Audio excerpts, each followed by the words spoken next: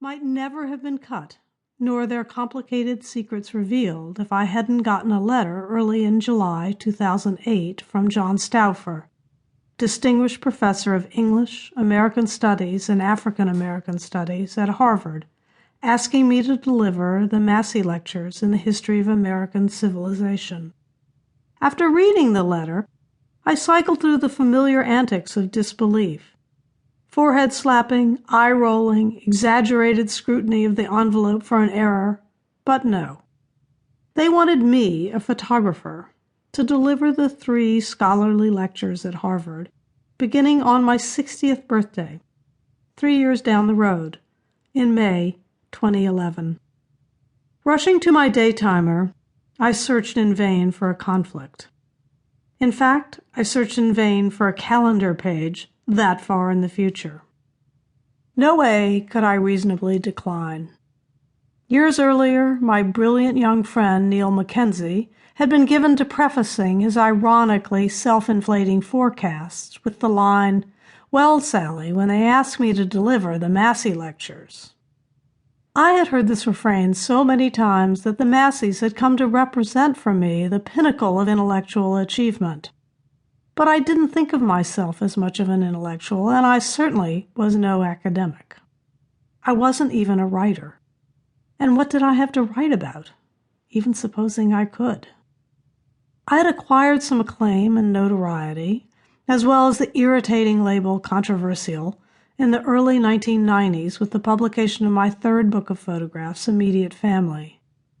In it were pictures I had made of my children, Emmett, Jesse, and Virginia, going about their lives, sometimes without clothing, on our farm tucked into the Virginia hills.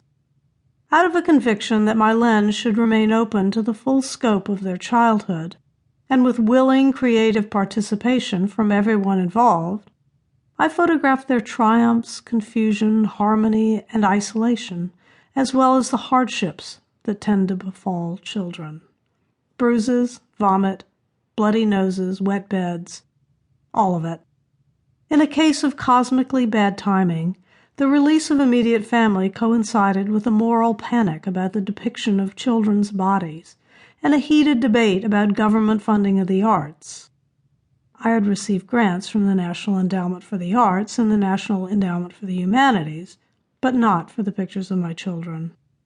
Much confusion, distraction, internal struggle, and, ultimately, fuel for new work emerged from this embattled period. Would the Massey Committee at Harvard expect me to justify my family pictures all these years later? I didn't mind doing that, but I hoped I could also focus on the work that came afterward. Deeply personal explorations of the landscape of the American South, the nature of mortality and the mortality of nature, intimate depictions of my husband, and the indelible marks that slavery left on the world surrounding me. With trepidation, I called John Stauffer, and his answer only made me more anxious. "Anything. Speak about anything you want." Oppressed by this indulgence and uncertain how to proceed, I went into a spasm of self-doubt and fear so incapacitating that it was nearly a year before I told Stauffer I'd do it. And then, as often happens to me, the self-doubt that had dammed up so much behind its seemingly impermeable wall allowed the first trickles of hope and optimism to seep out, and through the widening crack, possibility flooded forth. Insecurity for an artist can ultimately be a gift, albeit an excruciating one. I began looking for what I had to say where I usually find it, in what William Carlos Williams called the local.